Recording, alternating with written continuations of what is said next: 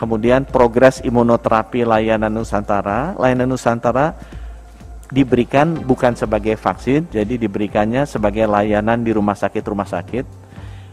Yang mengawasi dan menyetujui adalah Komite Etik Rumah Sakit. Jadi kalau ada rumah sakit lain yang komite etiknya menyetujui untuk layanan Nusantara, kita terbuka Pak, dan bisa dilakukan dengan persetujuan dari Komite Etik Rumah Sakit yang bersangkutan.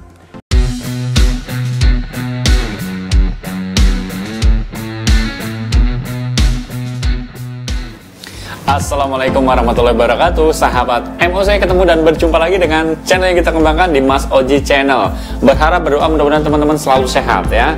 Hari ini seperti biasa kita sharingkan informasi terkait dengan vaksin Nusantara. Info terbaru, vaksin Nusantara disampaikan sebuah laporan oleh Menteri Kesehatan Budi Gunadi Sadikin dalam rapat kerja bersama dengan DPR RI Komisi 9, menyampaikan bahwa perkembangan terkini vaksin Nusantara berubah menjadi bukan vaksin ya, digunakan sebagai layanan rumah sakit. Nah, layanan rumah sakit ini harus mendapatkan izin dari Komite Etik Rumah Sakit. Jadi bukan sebagai layanan vaksin tetapi layanan rumah sakit. Nah, ini menjadi ya semakin jauh ya dari harapan bahwa vaksin Nusantara bisa disepakati menjadi sebuah vaksin, tetapi ternyata hanya sebatas layanan di rumah sakit. Nah, bagaimana informasi selengkapnya? Yuk kita simak bareng-bareng dalam tayangan yang berikut ini. Sahabat MOC, Menteri Kesehatan Budi Gunadi Sadikin melaporkan perkembangan layanan Nusantara atau yang selama ini disebut sebagai vaksin Nusantara. Layanan ini merupakan gagasan dari Menteri Kesehatan sebelumnya, Terawan Agus Putranto. Dia menjelaskan layanan ini bisa diberikan kepada pasien jika mendapatkan persetujuan dari Komite Etik Rumah Sakit. Layanan Nusantara diberikan bukan sebagai vaksin, jadi diberikannya sebagai layanan di rumah sakit. Yang mengawasi dan menyetujui adalah Komite Etik Rumah Sakit. Jelasnya dalam rapat kerja dengan Komisi 9 DPR RI pada hari Selasa 18 Januari. Budi menyebutkan layanan Nusantara terbuka untuk semua rumah sakit. Jika ada rumah sakit yang ingin memberikan layanan tersebut kepada pasiennya, maka bisa dilakukan. Bisa dilakukan dengan persetujuan dari Komite Etik Rumah Sakit yang bersangkutan. Sebagai informasi, sejumlah pejabat mengaku sudah mendapatkan booster vaksin Nusantara, di antaranya Menteri Pertahanan Prabowo Subianto dan juga Kepala Staf Kepresidenan Muldoko. Sementara itu sebelumnya vaksin Nusantara tidak mendapatkan persetujuan dari uji klinik fase 2 dari Badan Pengawas Obat dan Makanan Badan POM. Menurut Badan POM, masih banyak tahapan uji klinis tahap 1 vaksin Nusantara yang belum terpenuhi standarnya. Juru bicara vaksinasi COVID-19 dari Kementerian Kesehatan, Siti Nadia Tarmizi, mengatakan bahwa Rumah Sakit Umum Pusat Dr. Karyadi Semarang mengirimkan surat ke Kementerian Kesehatan. Surat tersebut berisi permintaan penundaan uji klinis tahap 2 vaksin Nusantara.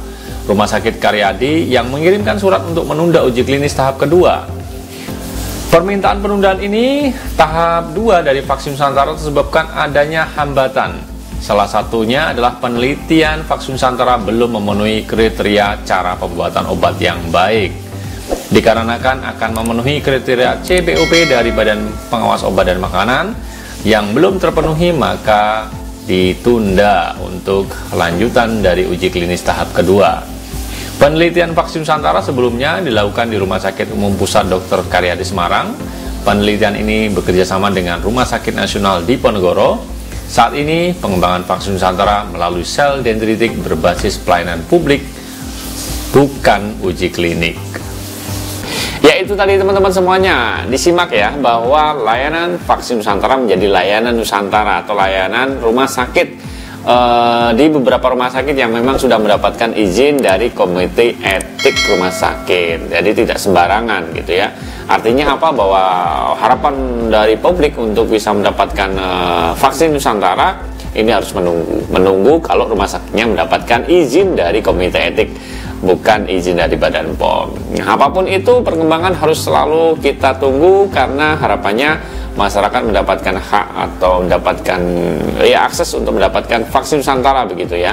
Tapi mungkin mudah-mudahan pemerintah punya planning yang lebih baik lagi. Nah, itu aja teman-teman semuanya, informasi yang bisa kita sharingkan. Terima kasih kebersamaannya. Saya undur diri, sampai ketemu di lain kesempatan. Tetap semangat. Assalamualaikum warahmatullahi wabarakatuh.